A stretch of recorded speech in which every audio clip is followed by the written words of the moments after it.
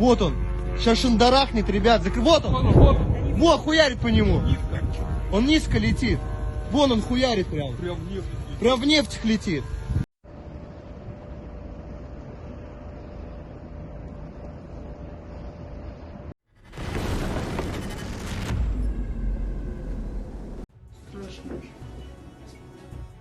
The wave of attacks on Russian oil production and distribution facilities continues at an unabated pace. Ukrainian strike drones again attacked an oil refinery in the Russian city of Ryazan. The attack on the enterprise took place on January 26, 2025.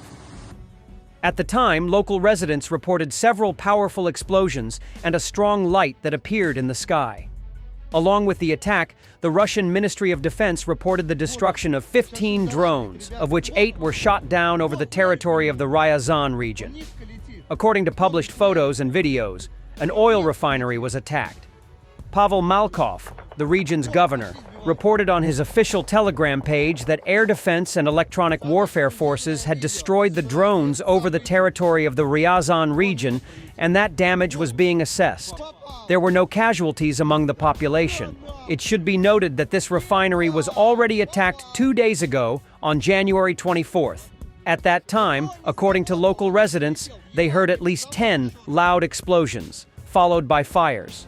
Rosneft controls the Ryazan oil refinery and has a declared refining capacity of up to 17 million tons annually. This makes it one of the largest refineries in Russia. It is located more than 450 kilometers from the Ukrainian border. The company is the main motor fuel supplier for the regions around the Russian capital.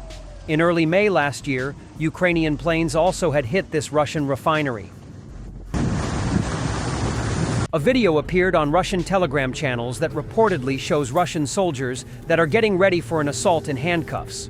This is the cost at which Russia makes its territorial gains. Reports indicate that Russian military strategies in Ukraine have increasingly involved deploying convicts and wounded soldiers in frontline assaults. This approach appears to be a response to significant manpower shortages and aims to preserve regular combat forces.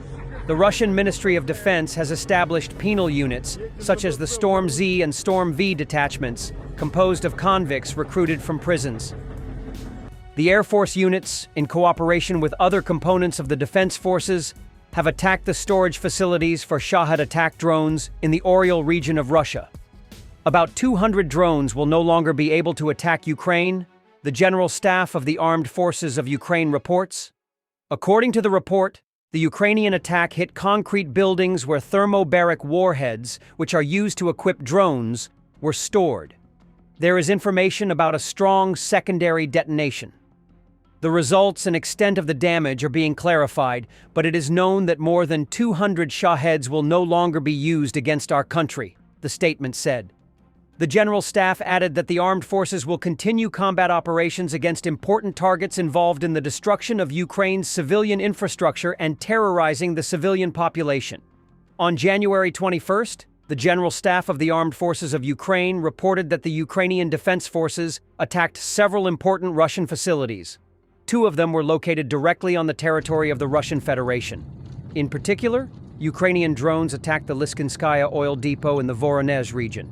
As a result of the strike, tanks with lubricants used by the enemy to supply its troops were burning. The infrastructure of the Smolensk aviation plant was attacked in the Smolensk region. The Russians were modernizing and producing combat aircraft there. The image of economic resilience that Russia projects to the world after its full-scale invasion of Ukraine is little more than an illusion. As the 3rd anniversary of the war approaches, this facade is beginning to crack, CNN reported on January 26, analyzing the true state of Russia's economy. Some analysts have likened Russia's current economic situation to being on steroids, while others compare its rapid yet unsustainable growth to running on cocaine. According to CNN, Russia may soon experience the painful crash after the party.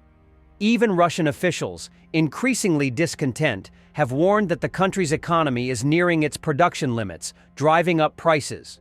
Despite successes on the battlefield, some experts suggest that Russia's economic troubles could pressure President Vladimir Putin into negotiating sooner than anticipated.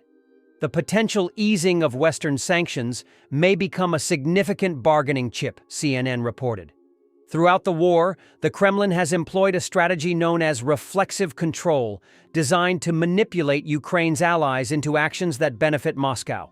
For instance, Russia tries to convince Kiev's supporters of its economic strength and ability to fund the war indefinitely, encouraging decisions aligned with Moscow's goals. Experts believe this control over perception is crucial. However, behind the figures and claims of economic growth and low unemployment lies a different reality. The Kremlin has obscured the true cost of its war against Ukraine through shadow financing mechanisms, CNN noted, citing a report by Craig Kennedy of Harvard University. While Russia's defense budget appears stable, there has been a parallel surge in corporate borrowing, which essentially serves as disguised government spending.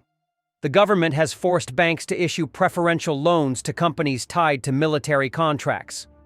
Between mid-2022 and the end of 2024, private lending grew by 71%, equivalent to 19.4% of Russia's GDP.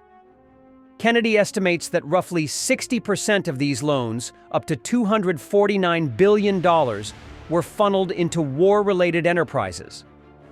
This scheme risks a banking system collapse when war-linked companies begin defaulting on their loans. One potential trigger for a banking crisis could be panic among Russians, who might rush to withdraw their savings if they sense financial instability.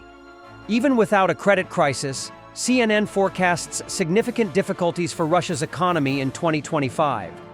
The IMF projects GDP growth to slow to 1.4% this year, down from 3.8% in 2024. Inflation has surged to 9.5% in 2024, compared to 7.4% in 2023. Some supermarkets have even resorted to locking up cooking oil to prevent theft. CNN also highlighted that the low unemployment rate masks a shortage of skilled workers, forcing companies to raise wages and further fueling inflation. Meanwhile, Western sanctions are beginning to bite, eroding the social contract between the Kremlin and the Russian population. Russians expect financial support from the government, not justice, but rising military expenditures are crowding out other spending, reducing support for the populace. The growing gap between public expectations and Kremlin capabilities could soon lead to a tipping point. Analysts believe Moscow cannot sustain both its war effort and economic stability indefinitely, increasing the likelihood of disruption. Thanks for watching, and don't forget to subscribe. Also, if you want to support Warthog Defense, please become our member and get early access to new videos, exclusive members-only videos, and become administrator in comment section. The membership link is in the description. Rescues every day. We had a guy last week, it's 6 rescues in 6 days. You know, he's doing the job every day.